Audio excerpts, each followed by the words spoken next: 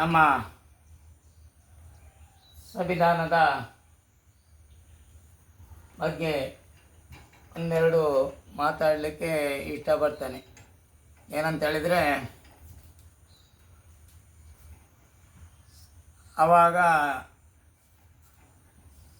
ಮಹಾತ್ಮ ಗಾಂಧೀಜಿಯವರು ನಮ್ಮ ದೇಶಕ್ಕಾಗಿ ಹೋರಾಟ ಕೊಟ್ಟು ನ್ಯಾಯ ದೊರಕಿದ್ದಾರೆ. ಅದೇ ರೀತಿಯಲ್ಲಿ ಸಂವಿಧಾನವನ್ನು ನಮ್ಮ ಅಂಬೇಡ್ಕರ್ ಅವರು ಬರೆದಿದ್ದಾರೆ. ಹಾಗೆ ನಮಗೆ ಬದುಕುಕ್ಕಾಗಿ ಬಡವರಿಗೆ, SC ST ಅವರಿಗೆ ಎಲ್ಲರಿಗೂ ಕೂಡಿದವನೇ ಒಡೆಯ ಅಂತೇಳಿ ಮಾಡಿದ್ದಾರೆ. ಹಾಗಾಗಿ ಎಷ್ಟೆಷ್ಟೋ ಜನರು ಇವತ್ತು ಒಳ್ಳೊಳ್ಳೆ ಕೆಲಸವನ್ನು ಮಾಡಿದ್ದಾರೆ. ಇತಿಹಾಸ ಅಂತ ಹೇಳಿದರೆ ನೋಡಿ, ಎಷ್ಟೋ ಕೋಟಿ ಕಟ್ಲಿ ಇದ್ದವರು ಅರೆಸ್ಟ್ ಆಗಿದ್ದಾರೆ. ಇದನ್ನು ಯಾಕೆ ಹೇಳ್ತೇನೆ ಅಂತ ಹೇಳಿದರೆ, ಯಾರ ಹೆಸರು ನಾನು ಹೇಳುವುದಿಲ್ಲ. ಇವತ್ತು ಸಾಧಾರಣ 12 ವರ್ಷದಿಂದ 2011ರಿಂದ 2025ನೇ ಇಸ್ವಿ, ಇದರಲ್ಲಿ ಇಡೀ ನಮ್ಮ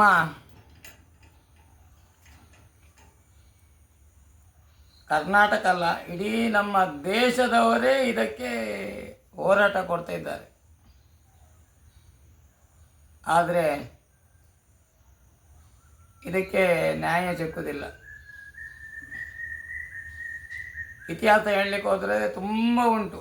ಏನಂತ ಹೇಳಿದ್ರೆ, ಎಂತೆಂಥವರೆಲ್ಲ ಇವರು ಹೇಳುವಂಥದ್ದು ಮುಗಿದ ಹೋದ ಕತೆ ಅಂತ ಹೇಳಿದ್ವಿ.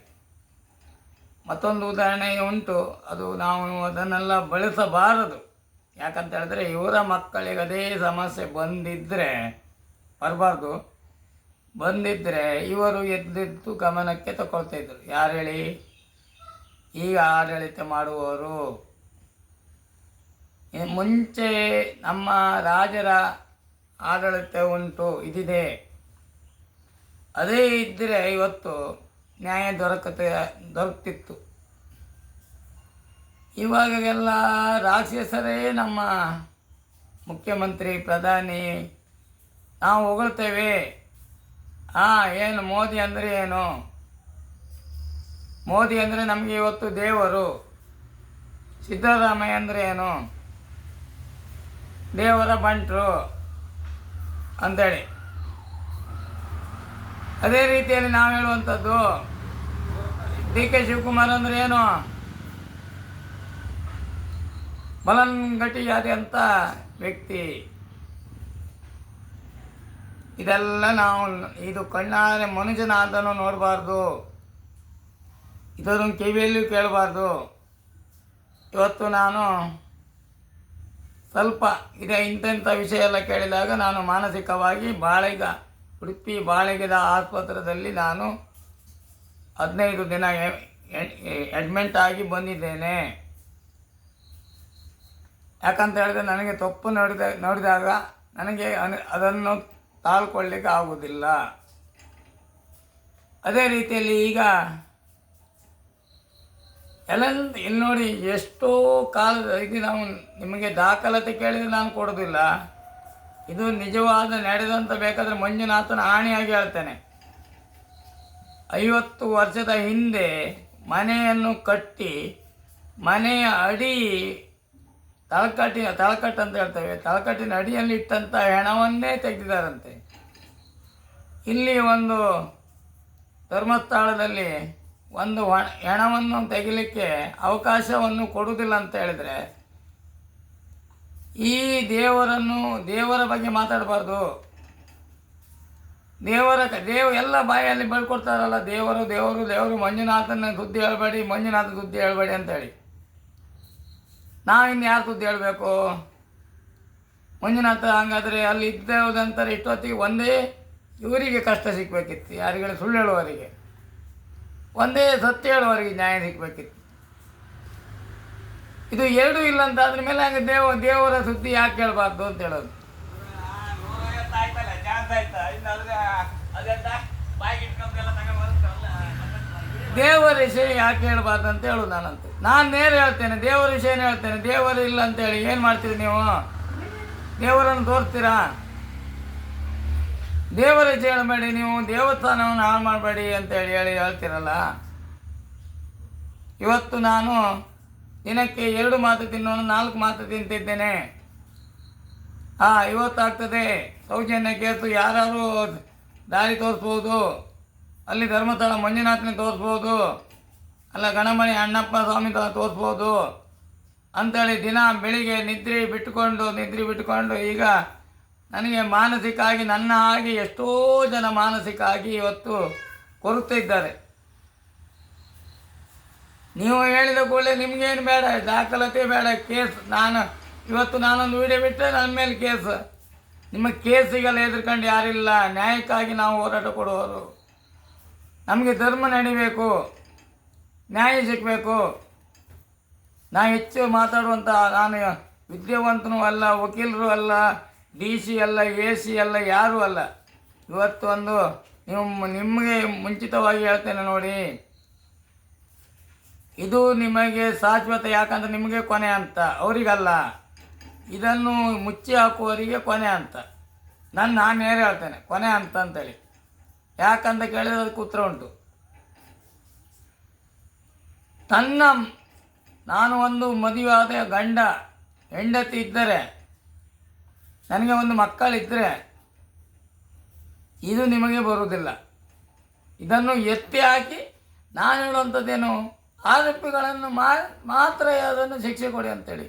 ಬೇರೆ ಇದ್ದವರಿಗೆ ಅಲ್ಲಿ ಇರುವಂಥ ದೇವಸ್ಥಾನದ ಆಡಳಿತವರ ಮೇಲೆ ಅಥವಾ ವೀರೇಂದ್ರ ಹೆಗ್ಡೆರ ಮೇಲೆ ಅಥವಾ ದೇವರ ಮೇಲೆ ನಾವು ಯಾವುದೇ ಕಳಂಕ ಮಾಡೋದಿಲ್ಲ. ನಾನೇ ಆಗಲಿ ಆರೋಪಿ, ನನ್ನನ್ನು ಹಿಡಿದು ಕೊಟ್ಟರೆ ನಿಮಗೊಂದು ಗೌರವ. ನಿಮಗೆ ಹೆಂಡತಿ ಮಕ್ಕಳಿದ್ದರೆ, ರಾಜಕೀಯ ವ್ಯಕ್ತಿಯರಿಗೆ ಇದು ರಾಜಕೀಯ ವ್ಯಕ್ತಿಯರ ಒತ್ತಡ ಅಂತ ಹೇಳಲಿಕ್ಕೆ ನಾನು ಬಯಸ್ತೇನೆ. ನೀವು ಹಣಕ್ಕಾಗಿಯೇ ಬದುಕುದಾ? ಈಗ ದಿನ ಹೇಳ್ತಾರೆ, ಬುದ್ಧಿ ಇದ್ದವನಾದರೆ, ಒಂದು ಹಬ್ಬಿ ಹೊಟ್ಟೆ ಹುಟ್ಟಿದವನೇ ಆದರೆ, ಮಾಧ್ಯಮದವರಿಗೂ ಸಹ ನಾನು ಯೂಟ್ಯೂಬಲ್ಲಿ ಬರುವಂಥದ್ದು ಬಿಟ್ಟರೆ, ನಮ್ಮಂಥ ಸಣ್ಣ ಮೊಬೈಲಲ್ಲಿ ಇಟ್ಕೊಂಡು ಹಾಕುವಂಥದ್ದು ಬಿಟ್ಟರೆ, ಅವರು ಹಾಕಿದವ್ರನ್ನೂ ಅರೆಸ್ಟ್ ಮಾಡೋದು ಬಿಟ್ಟರೆ, ನೀವು ಒಳ್ಳೆ ಕೆಲಸ ಮಾಡೋದಕ್ಕೆ ನೀವು ರಾಜಕೀಯರು ಒಳ್ಳೆಯದಲ್ಲ. ಇನ್ನು ಈ ಪಕ್ಷಪಾತ ಬರುವುದಿಲ್ಲ. ಇನ್ನು ಹಿಂದಿನ ಕಾಲದ ಹಿಂದೆ ಹೋಗ್ತದೆ, ನಿಮ್ಮ ಕಾಲಕ್ಕೆ ಹೋಗ್ತದೆ. ಇನ್ನು ಯಾರೇ ಒಬ್ಬ ಮನುಷ್ಯನು ನಮ್ಮ ದೇಶಕ್ಕೆ ಬೇಕು, ಒಬ್ಬ ಪ್ರಧಾನಿ ಅಥವಾ ಮುಖ್ಯಮಂತ್ರಿ ಅಥವಾ ಸಚಿವರು ಬೇಕಂತೇಳಿ ಯಾವುದೇ ಮನುಷ್ಯನು ಬಯಸುವುದಿಲ್ಲ. ನೋಡಿ, ಇದು 100ಕ್ಕೆ 100 ಸತ್ಯ. ಅದರಲ್ಲಿ ಸ್ವಲ್ಪ ಜನ ಅವರ ಸಂಘ ಸಮಿತಿಯಲ್ಲಿದ್ದಾರೆ. ನಾನು ಹಣದ ಬಗ್ಗೆ ಮಾತಾಡೋದಿಲ್ಲ. ಅವರ ಬೆಂಬಲ, ನನ್ನ ಬೆಂಬಲ ಜನ ಇದ್ದಾರೆ, ಹಣಕ್ಕಾಗಿ ಅಲ್ಲ.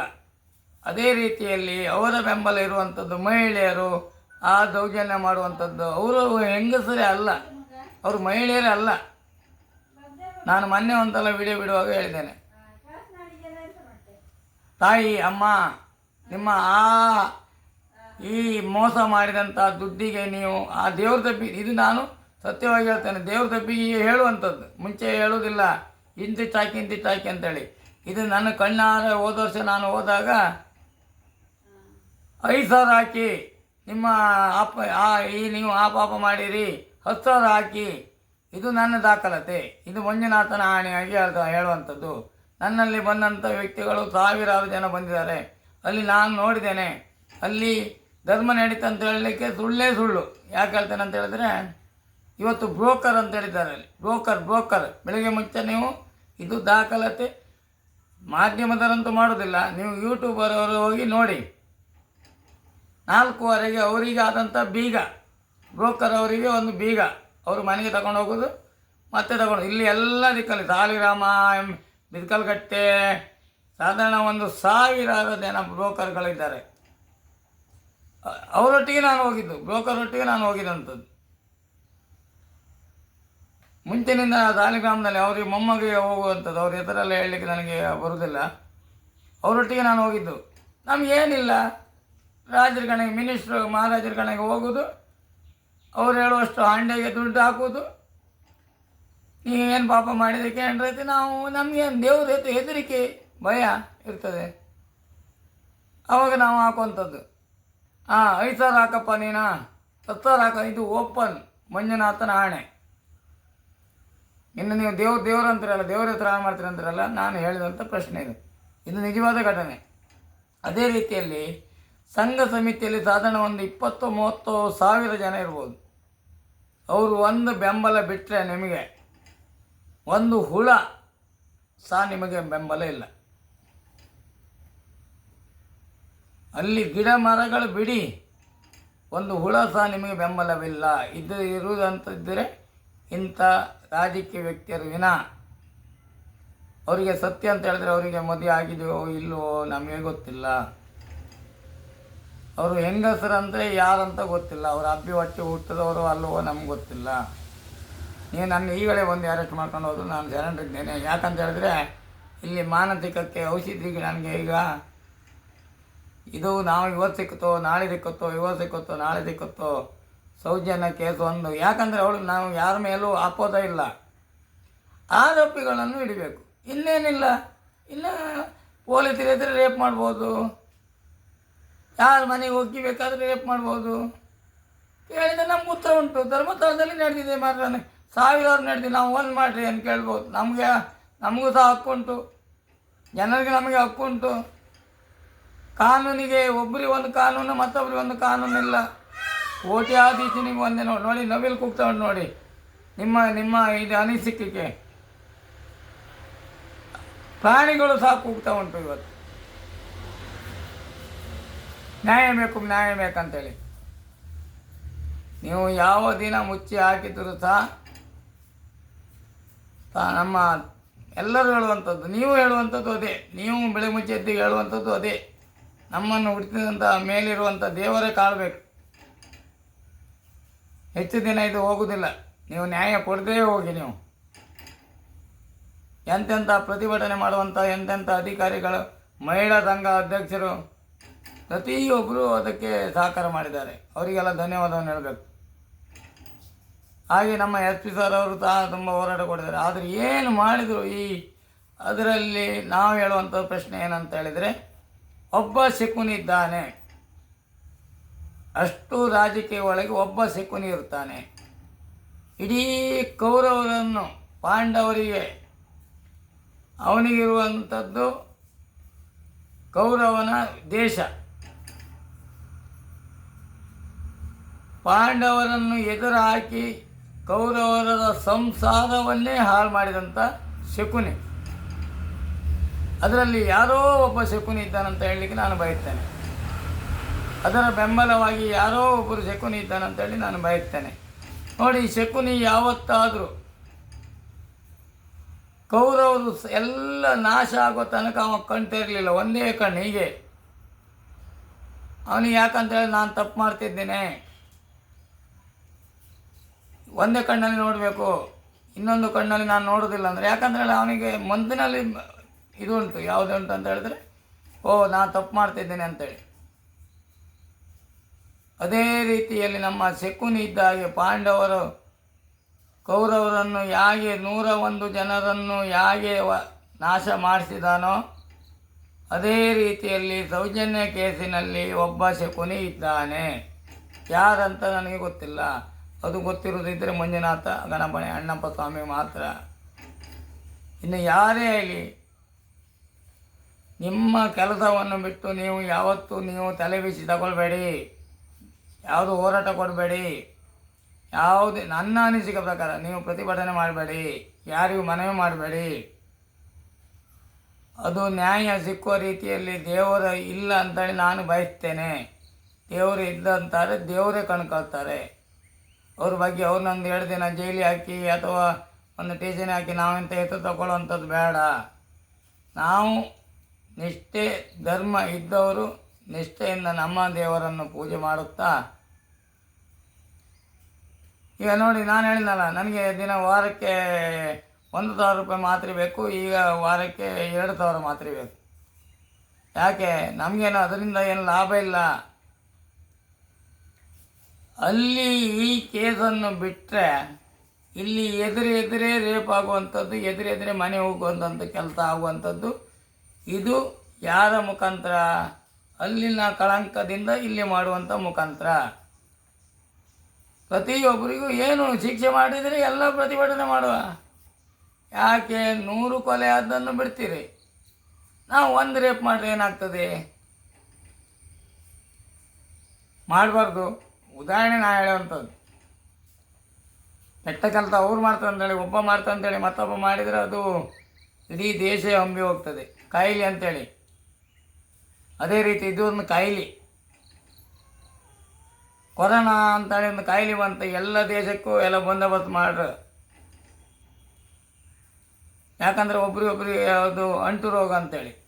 ಇದು ಅಲ್ಲಿ ನ್ಯಾಯ ಸಿಗದೇ ಇದ್ದರೆ ಇದು ಅಂಟು ರೋಗ, ಅಂದು ಶಾಶ್ವತ.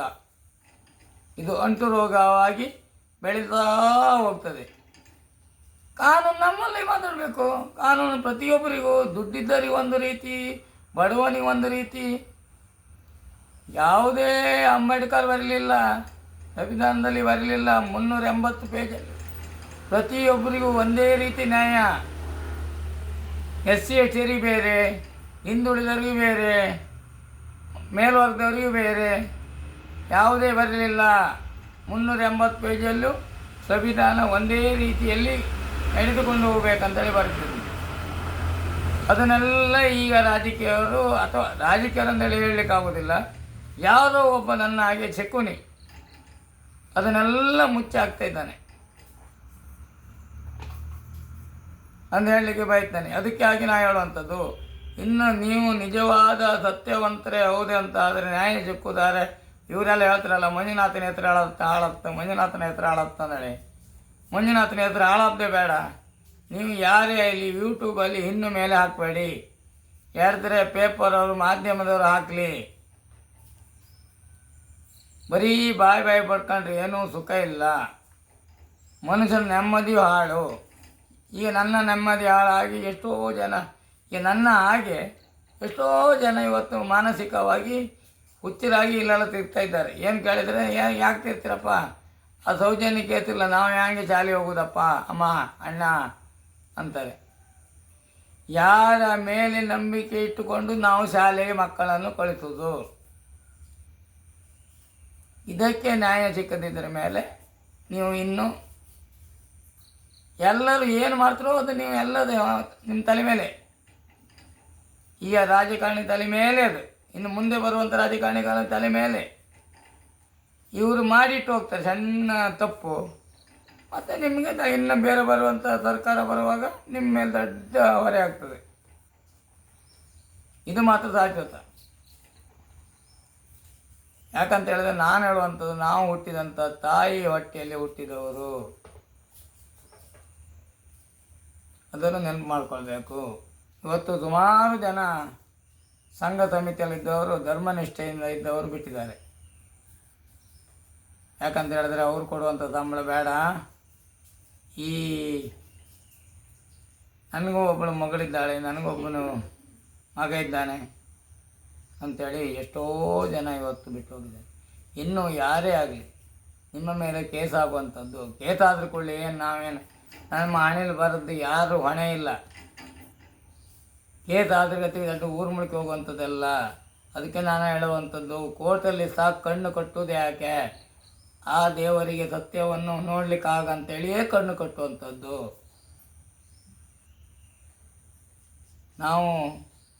ನಾನು ಹೇಳಿದ್ನಲ್ಲ, ನನಗೆ ಇವತ್ತು ವಾರಕ್ಕೆ 1,000 ಬೇಕಿತ್ತು, ಈಗ 2,000 ಆಯಿತು.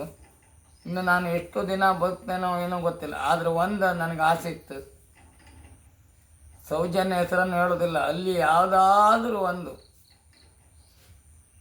ಸತ್ತವರೇ ನಿಜವಾಗಿ ಕೊಲೆ ಮಾಡಿದವರು ಆದರೆ ಮಾತ್ರ, ಅಂದರೆ ಇವರೇ ರೇಪನ್ನು ಮರ್ಡರ್ ಮಾಡದಿದ್ದರೆ ಮಾತ್ರ ಅವರಾಗಿ ಸತ್ತವರಿಗೆ ನಾವು ನ್ಯಾಯ ಸಿಗಬೇಕಂತ ಹೇಳೋದಿಲ್ಲ, ನಾನು ಹೇಳೋದಿಲ್ಲ. ಅದರಲ್ಲಿ ಯಾರಿಗಾರು ಒಬ್ಬರಿಗೆ ನ್ಯಾಯ ಸಿಕ್ಕಿದರೆ ನಾನು ಸಾಯೋದೊಳಗೆ ನೋಡಿ ಕೂಗೋದು ನೋಡಿ, ನಾನು ಸಾಯೋದೊಳಗೆ ಒಂದು ನೋಡಬೇಕೆಂಬಂದ ಆಸೆ ಉಂಟು. ಆಗ್ತದಿಲ್ಲವೋ ಆ ಪರಮಾತ್ಮನ ಮೇಲೆ ನಾನು ಭರವಸೆ ಇಟ್ಟುಕೊಂಡು ಈ ಮಾತನ್ನು ಮುಗಿಸ್ತೇನೆ. ನಮ್ಮ ಅಂಬೇಡ್ಕರ್ ಬರೆದಂಥ ಸಂವಿಧಾನಕ್ಕೂ ಬೆಲೆ ಇಲ್ಲ, ಮಹಾತ್ಮ ಗಾಂಧೀಜಿ ತಂದಂಥ ನಮ್ಮ ದೇಶ ಹೋರಾಟ ಕೊಟ್ಟದಕ್ಕೂ ಬೆಲೆ ಇಲ್ಲ. ನಾನಾ ರೀತಿ ಜನರೆಲ್ಲ ಹೋರಾಟ ಕೊಟ್ಟಿದ್ದಾರೆ. ಇನ್ನಿನ್ನು ಯಾವ ರೀತಿಯಲ್ಲಿ ಯಾವ ಕಣ್ಣಿನಿಂದ ಕಾಣೋಕ್ಕಿಂತ ಮೊದಲೇ ನಾವು ಸಾಯೋದೇ ಮುಖ್ಯ, ಒಳ್ಳೆಯದಂತ ಹೇಳೋದು ನನ್ನ ಅನಿಸಿಕೆ. ಯಾಕಂದರೆ ಒಳ್ಳೆಯವರಿಗೆ ಕಾಲ ಇಲ್ಲ, ಈಗ ಒಳ್ಳೆಯವರಿಗೆ ಕಾಲ ಇಲ್ಲ. ಯಾರು ಬ್ಯಾರೇಜ್ ಮಾಡ್ತಾರೋ, ಯಾರು ಹಣ ಸಂಪಾದನೆ ಮಾಡ್ತಾರೋ ಅವರಿಗೆ ಒಂದು ಕಾಲ. ಹೇಳುತ್ತಾ ಮಾಧ್ಯಮನಾದಂಥ ರಾಕೇಶ್ ಶೆಟ್ಟಿ ಅವನಿಗೆ ಮತ್ತು ಗೆಳೆಯರ್ ಈ ಸದ್ಯದಲ್ಲಿ ನನ್ನ ಸಾಧಾರಣ ಗೊತ್ತಿರುವಂಥದ್ದು, ಅವರಿಬ್ಬರಿಗೆ ಆ ಮಂಜುನಾಥ ಎಲ್ಲ ಶಾಪ ಹಾಕ್ತಿದ್ದಾರೆ. ನಾನು ಶಾಪ ಹಾಕೋದಿಲ್ಲ. ನನಗಲ್ದಿರೋ ನನ್ನ ಮಕ್ಕಳಿಗಾರು ಮರಿ ಮಕ್ಕಳಿಗಾರು ಅವರಿಬ್ಬರು ಅನುಭವಿಸೋದನ್ನು, ಅವರಿಬ್ಬರಲ್ಲ ಒಟ್ಟು 3 ಮಾಧ್ಯಮದವರು ಅನುಭವಿಸೋದನ್ನು ಬದುಕಿ ಉಳಿದವರು ಯಾರು ನೋಡ್ಲಿಕ್ಕೆ ಯಾವತ್ತೂ ಸತ್ಯದ ಬಗ್ಗೆ ಹೋರಾಟ ಕೊಡಬೇಕು. ನಾನು ಹೇಳುವಂಥ ಸೌಜನ್ಯ ಸತ್ಯದೊಳಗೆ ಇಲ್ಲ ಗೊತ್ತಿಲ್ಲ, ನನಗದೆಲ್ಲ ಪ್ರೂಫೇ ಗೊತ್ತಿಲ್ಲ.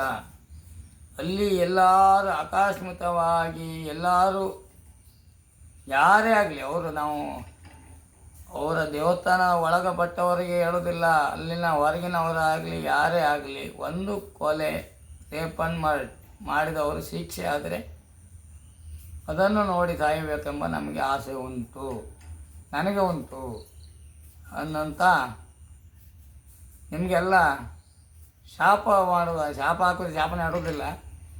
ಆದರೂ ಆ ಪರಮಾತ್ಮನೇ ನಿಮ್ಮನ್ನೆಲ್ಲ ಯಾರು ತಪ್ಪು ಮಾಡಿದರೂ ಅವರು ಅನುಭವಿಸ್ಬೇಕಂತ ಹೇಳುತ್ತಾ ಇಲ್ಲಿಗೆ ನನ್ನನ್ನು ಮಾತನ್ನು ಮುಗಿಸ್ತೇನೆ. ಜೈ ಹಿಂದ್, ಜೈ ಕರ್ನಾಟಕ, ವಂದೇ ಮಾತರಂ. ಇದನ್ನು ಹೇಳಲಿಕ್ಕೂ ನಾಚಿಕಾಗ್ತದೆ. ಯಾಕೆಂತ ಅದನ್ನು ಪ್ರಶ್ನೆ ಕೊಟ್ಟರೆ ನಾನು ಅದನ್ನು ಉತ್ತರ ಕೊಡ್ತೇನೆ. ನಾವು ಹೇಳಬೇಕಾಗ್ತದೆ, ಆದರೂ ಹೇಳುವಾಗಲೂ ಒಂಥರ ನಾಚಿ ಆಗೋದು. ಅಂದರೆ ಜೈ ಹಿಂದ್ ವಂದೇ ಮಾತರಂ ಅಂತ ಹೇಳಿದ್ರೆ ನಮ್ಮ ಕರ್ನಾಟಕ ದೇಶದಲ್ಲಿ ಸ್ವಾತಂತ್ರ್ಯ ಸಿಕ್ಕಿದಾಗ ಹೇಳುವಂಥದ್ದು. ಈಗ ಸ್ವಾತಂತ್ರ್ಯವಿಲ್ಲ, ಯಾವ ಅಂತರೂ ಇಲ್ಲ. ಈಗ ತ್ರಿಶಂಕ ಸ್ವರ್ಗ ಅಂತೇಳಿ ಆ ರೀತಿಯಲ್ಲಿ ನಾವು ಈಗ ಅನ್ಭವಿಸ್ತೀವಿ. ಇನ್ನು ಯಾವುದೇ ಮೊಬೈಲಲ್ಲಿ ಯೂಟ್ಯೂಬ್ ಚಾನಲ್ ಅವರು ಇನ್ನೂ ಇದನ್ನು ಗಮನಕ್ಕೆ ಹಾಕಬೇಡಿ, ಮೊಬೈಲಲ್ಲೇ ಹಾಕಬೇಡಿ.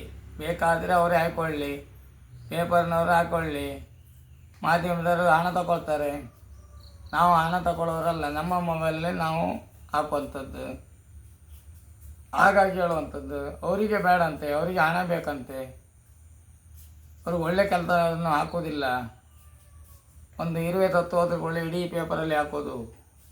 ಈ ರಾಜಕಾರಣಿ ಇರುವೆ ಮೆಟ್ಟಿ ಸತ್ತು ಕೊಂದು ಹಾಕಿದ್ದಾನೆ, ಕೂಡಲೇ ಅರೆಸ್ಟ್ ಮಾಡಿ, ಇಂಥದ್ದೆಲ್ಲ ಹಾಕುವಂಥದ್ದು. ಈ ಮಾಧ್ಯಮದವರಿಗೆ ನಾನು ಕೆಟ್ಟ ಶಬ್ದವನ್ನು ಹೇಳಿದವನಲ್ಲ. ನಾನು ನ್ಯಾಯಕ್ಕಾಗಿ ಹೋರಾಟ, ಸತ್ಯಕ್ಕಾಗಿ ಹೋರಾಟ. ನನಗೆ ಸತ್ಯ ನೋಡಲೇಬೇಕು. ತನಕ ಸತ್ಯವನ್ನೇ ನೋಡಬೇಕು. ನಾನು ಹೇಳುವಂಥದ್ದು ಏನಂದರೆ, ಧರ್ಮಸ್ಥಳದಲ್ಲಿ ಸೌಜನ್ಯ ವಿಷಯ ಬೇಡ. ಕೇವಲ ಅಲ್ಲಿ ಸತ್ಯ ಇದ್ದರೆ ಮಾತ್ರ, ಸುಳ್ಳು ಹೇಳಬಾರ್ದು ನಾವು. ರೇಪನ್ ಮರ್ಡರ್ ಯಾರೇ ಮಾಡಲಿ, ಯಾವುದೇ ವ್ಯಕ್ತಿ ಮಾಡಲಿ, ನೇತ್ರಾವತಿಯಲ್ಲಿ ಮಾಡಲಿ, ಅಲ್ಲಿನ ಗ್ರಾಮಸ್ಥದಲ್ಲಿ ಮಾಡಲಿ, ಒಬ್ಬ ವ್ಯಕ್ತಿ ಸಿಕ್ಕಲಿ, ಅವಾಗೆಲ್ಲ ನಿಮ್ಮ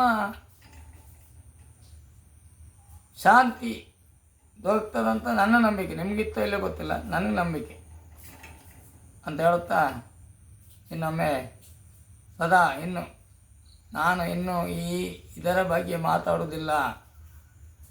ಯೂಟ್ಯೂಬಲ್ಲಿ ಇನ್ನು ಧರ್ಮಸ್ಥಳದ ಸೌಜನ್ಯ ಬಗ್ಗೆ ಯಾವತ್ತೂ ಇನ್ನೂ ಹಾಕೋದಿಲ್ಲ. ಇದು ಕೊನೆಯ ಅಂತ. ನ್ಯಾಯ ಸಿಗದೆ ಹೋಗಲಿ, ಅವರು ಮಾಡಿದ ಪಾಪ ಅವರೇ ಉಣ್ಬೇಕು ಅಂತ ಹೇಳುತ್ತಾ ಬೇರೆಲ್ಲ ಹಾಕ್ತೇನೆ, ಇದನ್ನು ಹಾಕೋದಿಲ್ಲ. ಸೌಜನ್ಯ ವಿಷಯವನ್ನು ನಾನು ಇವತ್ತು ಕೊನೆ. ಯಾಕಂತ ಹೇಳಿದ್ರೆ ಒಟ್ಟು ಬಾಯಿ ಬಾಯಿ ಬಡ್ಕೊಂಡು ಮರ್ಯಾದೆ ಪ್ರಶ್ನೆ. ನಮಗೆ ಮರ್ಯಾದೆ ಉಂಟು, ಗೌರವ ಉಂಟು, ಘನತೆಗೆ ಉಂಟು. ಇವತ್ತು ನೋಡೋದು ಈ ರಾಜಕಾರಣಿಗಳು ಈ ರೀತಿ ಕಾನೂನನ್ನು ತರ್ಬೋದು, ಈ ರಾಜಕೀಯರು ಈ ರೀತಿ ಕಾನೂನು ತರ್ಬೋದು. ನೋಡುವಂಥದ್ದು ಆವಾಗ ಸಿದ್ದರಾಮಯ್ಯ ಈಗಲೇ ಅದನ್ನು ಇದಕ್ಕೆ ಕೂಡಲೇ ಸಂಕ್ಷನ್ ಮಾಡ್ತಾರಂತೇಳಿ ನಾವು ನೋಡಿ ನಮ್ಮ ಜೀವ ಹಾಳಾಯ್ತು ಬಿಟ್ಟರೆ ಇದು ಯಾವುದೇ ನ್ಯಾಯ ದೊರಕೋದಿಲ್ಲ. ಅದನ್ನು ದಾರಿ ತಪ್ಪಿಸಲಿಕ್ಕೆ ಯಾವ ರೀತಿಯಲ್ಲೇ ದಾರಿ ತಪ್ಪಿಸ್ಬೋದು. ಅದು ನಾ ಹೇಳ್ಬೇಕಂತಿಲ್ಲ, ವಕೀಲರಿಗೆ ಗೊತ್ತಿರ್ತದೆ, ವಕೀಲರು ಓದೋರಿಗೆ ಗೊತ್ತಿರ್ತದೆ, ರಾಜಕಾರಣಿಗೆ ಗೊತ್ತಿರ್ತದೆ, ಅಲ್ಲಿಯ ಅಧಿಕಾರಿಗಳಿಗೆ ಗೊತ್ತಿರ್ತದೆ, ಪ್ರತಿಯೊಬ್ಬರಿಗೂ ಗೊತ್ತಿರ್ತದೆ ಯಾವ ದಾರಿಯಲ್ಲಿ ಹೋದರೆ ಯಾವ ರೀತಿಯಲ್ಲಿ ತಪ್ಪಿಸ್ಬೋದು ಅಂತೇಳಿ ಅಂತ ಹೇಳುತ್ತಾ, ಇನ್ನು ಮೇಲೆ ಸೌಜನ್ಯನ ಕೇಸನ್ನು ನಾನು ಯೂಟ್ಯೂಬಲ್ಲಿ ಹಾಕೋದಿಲ್ಲ. ನೀವು ಹಾಕೋರು ಹಾಕಿ. ಇದು ಯಾವುದು ನ್ಯಾಯ ಸಿಕ್ಕಿದ ನಂತರ ನಾನು ಹೇಳಿದಂಥ ಮಾತುಂಟು. ಇವರು ಮಂಜುನಾಥನ ಹೆಸರಾಳಾಗ್ತದೆ ಅಂತ ಹೇಳ್ತಾರಲ್ಲ, ಮಂಜುನಾಥ ಗಣಮನೆ ಅಣ್ಣಪ್ಪ ಸ್ವಾಮಿ ಅಲ್ಲಿ ಪರಿವಾರ ದೇವರು ಇದ್ದೇ ಹೌದಂತ ಆದರೆ ಯಾರು ಒಂದು ವ್ಯಕ್ತಿದಾದರೂ ಒಂದು ಕ್ರೂ ಸಿಕ್ಕಿದಲ್ಲಿ ನಾನು ಹೋಗಿ ಮಂಜುನಾಥನಿಗೆ ತಪ್ಪಾಯಿತು ನಾನು ಹೇಳಿದಂತ ಹೇಳಿ ನನ್ನಲ್ಲಿ ಕೈಯಲ್ಲಿ ಇರುವಂಥ ಎಷ್ಟೋ ಚಿಲ್ಲರೆ ಹಣ, 1 ರೂಪಾಯಿ ಇರ್ಬೋದು, 2 ರೂಪಾಯಿ ಇರ್ಬೋದು, ಹಾಕಿ ತಪ್ಪಾಯ್ತು ಅಂತ ಹೇಳ್ತೇನೆ. ಇಲ್ಲದೇ ಇದ್ದರೆ ಮಂಜುನಾಥನ ದೇವಸ್ಥಾನಕ್ಕೆ ನಾನು ಕಾಲಿಡುವುದಿಲ್ಲ.